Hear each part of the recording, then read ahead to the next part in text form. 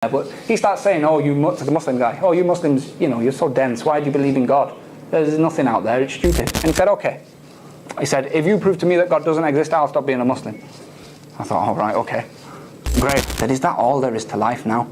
I go out, I get a job, 9 to 5 for 50 years, and then I die? Maybe have kids? Is that it? That's all I've got to look forward to? Because if that's all there is, then I'm not that interested, to be honest. My dear brothers and sisters, Assalamu alaikum wa rahmatullahi wa barakatuh. May Allah reward you all for attending today, for coming out and braving this fine Bradford weather that we've got. And as well, I'd like to thank the brothers for inviting the three of us up here to, inshallah, give you guys some perspective on some of our experiences and what happened to us, the reasons why we became Muslim, but most importantly, that inshallah, I pray that there's some benefit that's taken from this and that the brothers and sisters can reflect on what we have to say, inshallah. Now, to begin with my journey to Islam, I actually want to start with the end of my journey to Islam, which is when I took the Shahada. The feeling of becoming Muslim, from coming out of Kufr and into Islam, is not something that, as I'm sure the brothers on stage will agree, is not something you can describe. That already when you take your Shahada, you've had a shower already, you're clean, you're pure, your clothes are completely clean. But that's nothing compared to when you actually say those words and the entire weight of the world is lifted from your shoulders, never to come back again. Now, when that happened, I'd never felt anything like that, and I literally couldn't believe how I felt, that I felt as though I'd never been a non-Muslim. And I still have that feeling today. I can't actually remember how it felt to be a non-Muslim. I feel like I've been Muslim my entire life. Now, when I got home from taking the Shahada, and this was a mistake on my part, and I maintain it to this day, it was my fault, but I hadn't actually discussed with my parents or my older brother about the fact that I was considering Islam or that I wanted to become a Muslim. So to them, when I came home, I said, I've got some news for you, I've got a bit of a surprise for you. And subhanAllah, what a surprise it was that I told them I'd become Muslim. And their initial response was, okay, it's a bit strange. I was an atheist before this. We'll get to that, inshallah. They said, okay, that's a bit strange. But they said, if that's your decision, then that's your decision. So I thought, okay, well, that's good. I've told them now. And that was the end of that. I went to sleep. And I woke up the next morning and went to work. And I was at work all day. A lot of Muslims who worked there, mashallah, they all came up, congratulated me. They heard the news. And then when I got back from work, I came back to my house and all the lights were switched off. And I thought, that's strange, because I know everybody's in, the cars are outside. So I went in, hello, is anybody there? Nobody there. Went upstairs, and what I found was the three of them sat there in the dark, and they said, right, we want to talk to you. And I thought, right, okay, I know what's coming. And so there it was. Who have you been talking to? Give us names. Who are these people? Why have you done this? You've betrayed us. And it went on and on. It got worse and worse and worse, to the point where they were saying, you're not one of us, you've betrayed us. My mum even said, I wish you'd come home and told me you were gay, rather than you've come home and told me you're Muslim. And it got so bad that I thought, well, look, she said basically, get out of the house. Emotional, at the time, my response was, look, okay, I'm just going to have to do what they say. So I started packing my bags in my bedroom. I started putting everything in, and as I'm doing this, the door was locked, and I could hear my mum screaming and crying and banging on the door outside. And that was when it hit me that, remember, I haven't even been a Muslim for 24 hours at this point. This is when it hits me that, okay, have I made a mistake? My mum is literally screaming and my family are in tears. Maybe I've done the wrong thing here. All those guys I've been talking to about Islam and stuff, it's not too late for me to just walk away. I can just turn around and say, I made a mistake, look, forget it. So as I'm packing my bags, I start to think that, okay, I need to be sure that this is definitely right. And so in my head then, I retraced my journey to Islam. Now, really it goes back to my childhood that we were brought up in a Christian family. We were Methodist Christians. And for us, religion was 2 hours in Sunday school, and that was it. And the only reason we were required to go to Sunday school is because my parents wanted me to go to Church of England school, and you had to have like 300 hours worth of time in Sunday school in order to get into this Church of England school. So we did that, and that was it. I never went into a church again once I got into this school, which kind of shows how important religion was in our family. It was just something you said. It didn't actually have any impact on the way that we lived our lives, or what we thought about the world or our place in it, or even where we took right and wrong from. We just decided it ourselves, essentially. What God and what Jesus had to say and what the Bible had to say, that was just Sunday school. Forget it, it's not important outside of that. That was the attitude we had. Now, as I mentioned, I got into this school, so I'm a teenager now, growing up. And as I look around me and I start to see, we have to sing hymns every morning, there was communion every few weeks, and I started to question it and think, why is it that people are doing this? What is the reason that they feel compelled to go and do this? Do they even know? So I started to ask people, do you know that God exists? Can you prove that Jesus was the Son of God? What about the Bible? Do you know that it's right? And the response I got every time was either detention or you can't ask these questions. You just have to believe in it. God says it, you just have to believe in it. And I thought, well, wait. If you've got no proof for it, if you don't know that this is true, then why are you following it? Why are you, I thought, wasting your time on these things? So age 11, I became an atheist.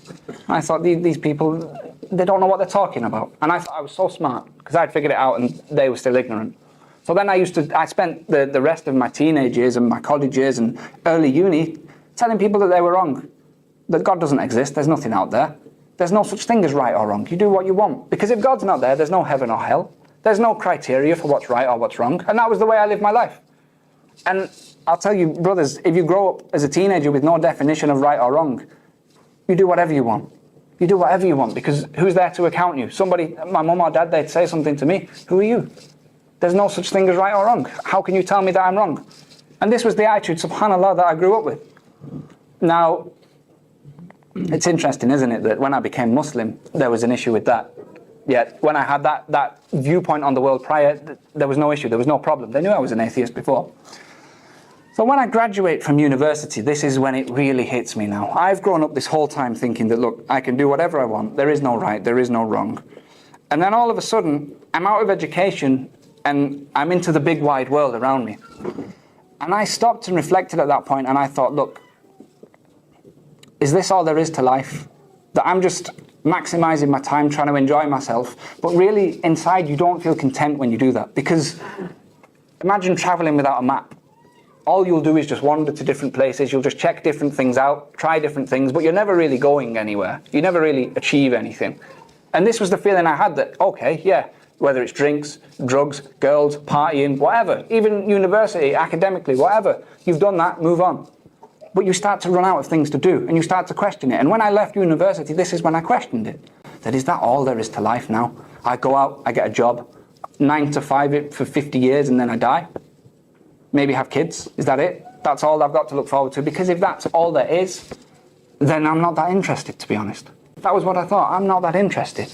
If that's all life amounts to, if that's all everyone who's ever left university, who's ever grown up, if that's all they've ever done, then what am I going to add to that? I'm not going to add anything new to it. What's the point? I need to be absolutely certain that what I believe is actually true. So I started to look into different things, different views on life, which, was Christianity. I had another look at Christianity. I had a look at a few other things, Buddhism and things like that. And it never occurred to me to look at Islam. Never once, never thought. I just saw Muslims and I thought, okay, yeah, Muslims. The thought that I would ever be a Muslim was ridiculous, to be honest. It could never have happened, subhanAllah. And so what had happened was, some of the brothers in the audience might get jealous when I say this, but when I went to university, the fees were only £1,200 a year. So I paid for it myself. I got a weekend job and I was able to pay for it myself. Alhamdulillah, no debt. Allah subhanahu wa ta'ala protected me even before I became Muslim. If I had done, I would have taken the Shahada and been thousands of pounds in debt. But that wasn't the case. So I managed to pay for university myself. That weekend job, there were a lot of Muslims who worked in that place. In total, who worked there were about 1,000 people, and 75% easily was Muslim. So a minimum 750 people who worked there were Muslims. And during my time there, I'd made a lot of friends, and we'd had discussions and debates, and like I say, I thought I was so smart. And there were brothers there who used to come to work reeking of attar. I didn't even know what attar was at the time. I used to think, that guy's wearing perfume. And there were people who came, they'd come fully dressed in the thobe, they had big beards. In that whole time I was there, guess how many people actually spoke to me about Islam? One.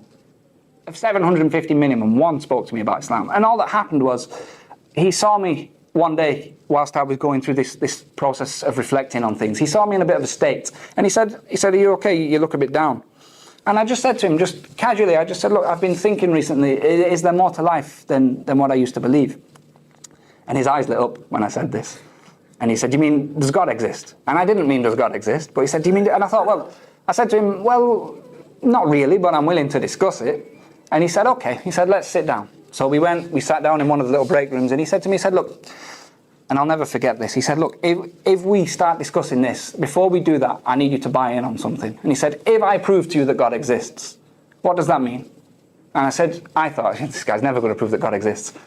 So he said, if I prove, what does it mean? I said, okay, if you can prove it, that means I have a creator. That means right and wrong exist. Heaven and hell exist. That means I'm accountable for my actions and that I have a purpose. And he said, okay. He said, if you prove to me that God doesn't exist, I'll stop being a Muslim. I thought, all right, okay. Great. So he said, we won't discuss in work. He said, we'll meet outside of work and we'll chat about it there. So we did that Friday. We met up, we exchanged numbers, met up outside of work, this little restaurant. And he brought 2 other brothers along. And we started chatting about basically, where did I come from? Why am I here? And he said, this was the question that was put to me, where do you think you came from? I thought, easy, I came from my mum and my dad. He said, okay, where did they come from? My grandma and my granddad, where did they come from? Okay, we came from the monkeys. This is what I was thinking at the time. We came from monkeys, evolution, so on and so forth. Now I thought, okay, I'll just throw them with the evolution argument. They didn't even entertain the evolution discussion. They said, okay, let's assume, for argument's sake, that even if there was such a thing as evolution, what starts that? The Big Bang starts that. Okay, what starts that? Now, the subject of where everything came from, what started the universe and creation, they don't really have an answer for that. For years and years and years, they said it was the Big Bang that started it. But even now, today, scientists are saying themselves, admitting that, look, an explosion, a bang, is a reaction to something else. It's a reaction. So something has to have come before. Therefore, that wasn't the start. There was something prior to that. So I went away and I started looking into this. And the principal explanation they use, that they have various ones, and they try to use science to answer it, is that, look, matter collides with antimatter, and you have an explosion, and that's the Big Bang. And because matter is 1 and antimatter is 0, the universe came from nothing, because 1 times 0 is nothing. Now I saw that and I thought, right, look, that's a very clever bit of science. That's really clever, whoever thought of that. But then what struck me is that, look, brothers, if we were to go outside now, we'd be crazy to do it because it's snowing, but if we were to go outside now and say, right, let's have a game of football, would we sit around and say, right, look, the ball goes into the net once, that's 1 goal. It goes into the net twice, that's 2 goals. If you tackle him and break his leg, that's a foul, it's a red card. Offside, none of us really know what that is, but offside, would we start going through the rules and explaining them? No, we wouldn't. Why? Because we already know them. We already know the rules to football. Now, if matter collides with antimatter and then there's a Big Bang and that creates the universe, what that means is that the rules of the universe were in place before the universe existed, which is impossible. Who wrote the rules? They have to have been decided by something else. So, on that premise, you understand that, look, this can't have been the beginning, there has to be something prior to that. And you can keep going and going and going, that, look, whatever created this thing, created by this thing, created by and you just go on and on and on, until you come to a realization that, look, whatever came at the beginning, whatever started it all, by definition, can't have been created by something else. Because if it was, then it wasn't the start. So, the premise that you take that argument on then is that, look, if this thing that came at the beginning wasn't created by anything else, there are only 2 explanations. Number 1, it created itself, which is ridiculous. You can't decide to create yourself if you don't exist. And just like if you're asleep, you can't decide, right, I'm going to wake up now. It's not possible. You're not in control. So you can't create yourself, which means there's only one possible explanation. This thing was there all along. It didn't have another creator. It didn't create itself. The only explanation is that it was always there. No beginning, no end. So when you realize this, you think, okay, it was there all along. There's a few things you can work out about that. If it's there all along, that means it never got old. It doesn't get hungry. It has no weakness or flaw. Remember, I'm not calling it God at this point. I'm just saying there's something. There's a something out there. It doesn't have any weaknesses. It doesn't get old. If the universe is based on rules, this thing came first, which means it obeyed no other rule. It decided to create everything else. It has a will of its own. Intelligence. Not only that, but if it's there all along, then it's infinite. It has no bounds. There can't be more than one of it. Because if you say that there's 2 infinite things, then they can only be as big as each other. There's a limit on that. So there can only possibly be 1. So now, okay, 1, it's flawless, it's infinite, it's got a will of its own, it created everything. Kind of sounds like God now. But I'm still not saying that at this point. So I went back to those brothers who I'd been discussing with, and I said, look, this is where I'm at. And they said, okay, now let's talk about Quran. Now when he said that word, I thought, whoa, I thought, okay, this guy, he wants to convert me now. He wants to make me into a Muslim. It had never crossed my mind before. We were just having a chat about the origins of universe and so on and so forth. Now it hits me that this guy wants to make me a Muslim. So I kind of backed off and I thought, look, it was nice to chat, but that's the end of that. And then I thought to myself that, look, I embarked on this whole journey trying to find the truth. And now I found something that, I'm just going to deny because it doesn't feel right. I have to check this out. I have to see what they've got to say. So we started to discuss the Quran. Now, I didn't know much about it at the time, other than the basics. It was the holy text of Islam and so on and so forth. And looking into the Quran, I find that it's not a book. It's a series of verses.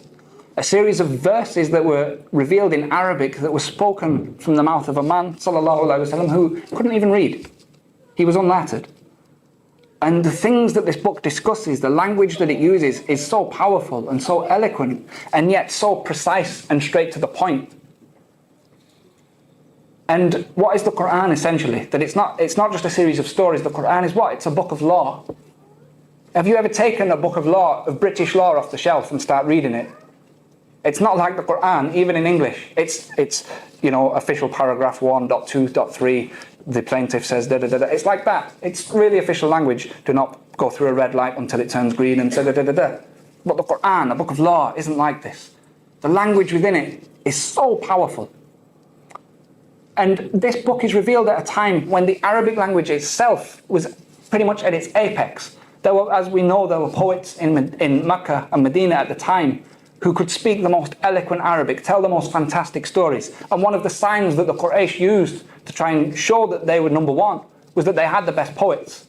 And they actually used to send them to challenge Muhammad sallallahu alaihi wasallam. And the Quran issued to these men a challenge, because as we know, a lot of people tried to refute the Quran. It said, look, the challenge was shortened and we're short on time, so I'll give the essential version. But the Quran said, look, if you disbelieve, it's in Surah Al-Baqarah, if you don't think this book is from Allah subhanahu wa ta'ala, then all you have to do is create a surah like what's in this book. Just one chapter like what you see in this book. Because if somebody else can do it, that means it came from a man. If no one else can do it, that means it must have come from Allah subhanahu wa ta'ala. Now I thought, okay, that's interesting. I wonder if anybody managed it. I look into it. Of course, nobody did. There were many challengers who attempted it, but nobody did. That was back then. How about more recently? And so if any of the brothers are familiar with Orientalism and some of the movements that took place when the British Empire and some of the colonial powers went into the Muslim world, what they tried to do was to cut the Muslims' relationship with the Quran.